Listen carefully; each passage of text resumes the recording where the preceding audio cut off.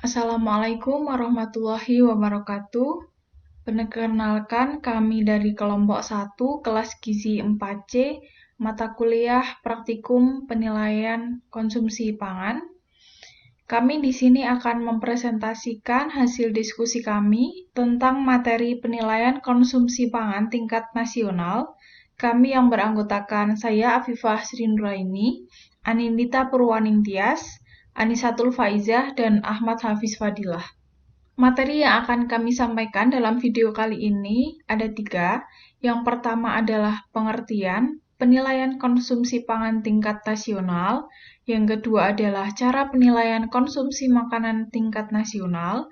Dan yang ketiga adalah validasi data penilaian konsumsi pangan tingkat nasional. Pembahasan yang pertama adalah tentang pengertian penilaian konsumsi pangan tingkat nasional. Sebenarnya apa sih penilaian konsumsi pangan tingkat nasional?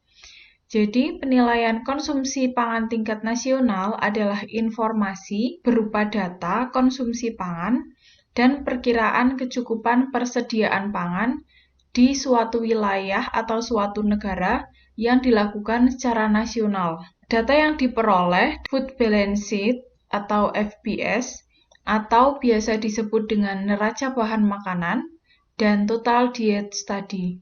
Pembahasan yang kedua adalah cara penilaian konsumsi makanan tingkat nasional.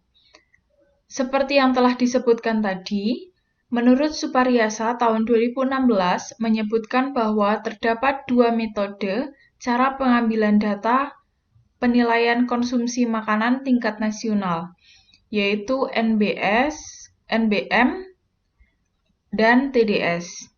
Dan sumber lain menyebutkan juga bahwa pengukuran survei konsumsi tingkat nasional ada 3 metode, yaitu Food Balance Sheet, Total Study.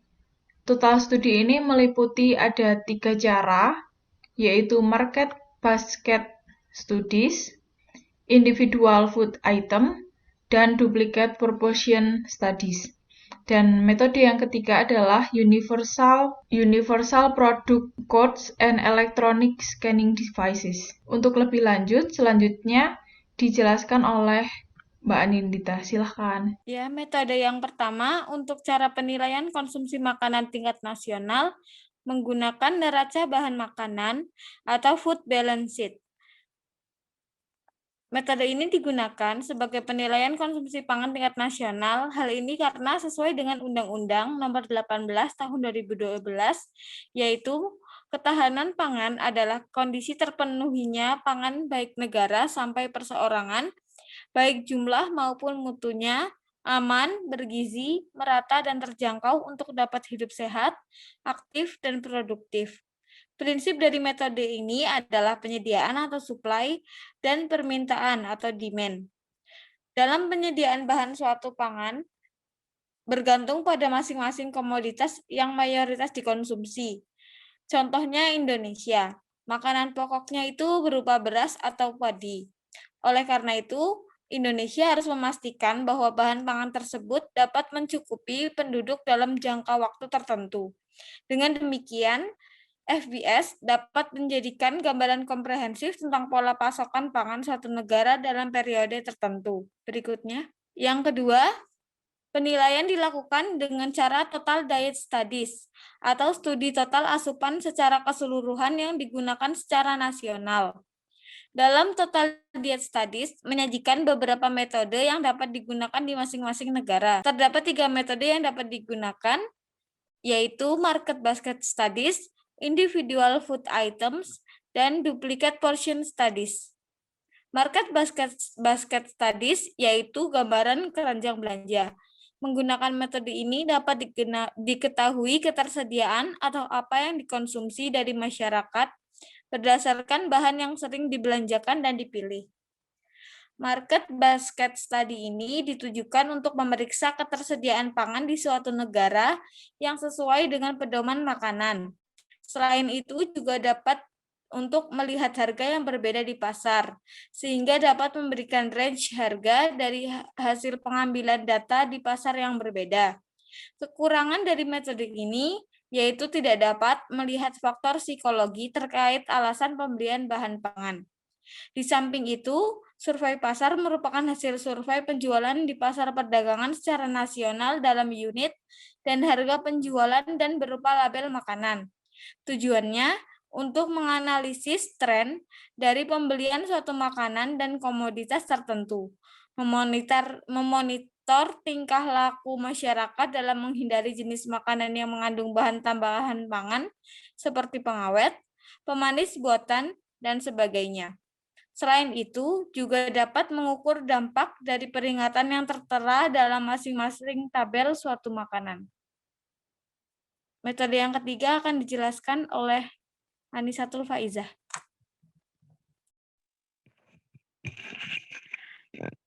Metode yang ketiga yaitu Universal Product Codes and Electronic Scanning Devices. Metode ini merupakan alat yang digunakan untuk memonitor kode yang terdapat di suatu makanan. Dengan kata lain, Universal Product Codes and Electronic Scanning Devices merupakan standar yang terdiri dari beberapa angka yang dapat dibaca oleh mesin yang menunjukkan nama produk, ukuran, nama industri, dan isi kandungan. Fungsinya yaitu untuk menggambarkan produk yang masuk dan produk yang tersedia di Indonesia. Selain itu, digunakan untuk memonitor pengeluaran dan pembelian pangan pada tingkat nasional, regional, maupun lokal. Oleh karena itu, dengan adanya electronic scanning devices atau kode produk dapat menunjukkan adanya suatu permintaan atau konsumsi pangan tertentu yang perlu diatur. Kemudian pembahasan yang ketiga yaitu validasi data penilaian konsumsi pangan tingkat nasional. Kesalahan dari hasil pengukuran konsumsi makanan dapat bersumber dari validitas atau akurasi dari metode yang digunakan. Validitas atau akurasi merupakan derajat kemampuan dalam suatu metode dapat mengukur apa yang seharusnya diukur. Uji validitas merupakan suatu langkah pengujian yang dilakukan terhadap isi suatu instrumen. Tujuannya untuk mengukur ketepatan instrumen dalam suatu penelitian. Validitas didasarkan pada nilai koefisien korelasi. Koefisien korelasi merupakan ketepatan peneliti. Nilai koefisien korelasi minimal yang dianggap valid akan berbeda tergantung pada keputusan peneliti. Validasi data yang pertama yaitu food balance sheet. Yang pertama, melakukan observasi langsung terhadap makanan yang dikonsumsi responden. Yang kedua, menimbang semua bahan makanan yang sudah dipilih sebelum mulai makan. Yang ketiga, membandingkan dua metode yang dilakukan dalam dan yang keempat, melakukan pemeriksaan biokimia terhadap variabel yang berhubungan secara fisiologis dengan zat gizi yang dimaksud. Kemudian, validasi yang kedua, total diet studies. Melakukan validasi data konsentrasi bahan kimia dari sebagian contoh makanan yang diambil dari responden pada waktu makan. Proses validasi data konsentrasi bahan kimia harus dilakukan saat data awalnya dari laboratorium analitik. Proses ini melibatkan pemeriksaan data yang sering disediakan dalam spreadsheet Microsoft Excel bersama dengan semua sertifikat analisis untuk pemeriksa setiap kesalahan. Sekian dari kelompok kami, kurang lebihnya mohon maaf. Wassalamualaikum warahmatullahi wabarakatuh.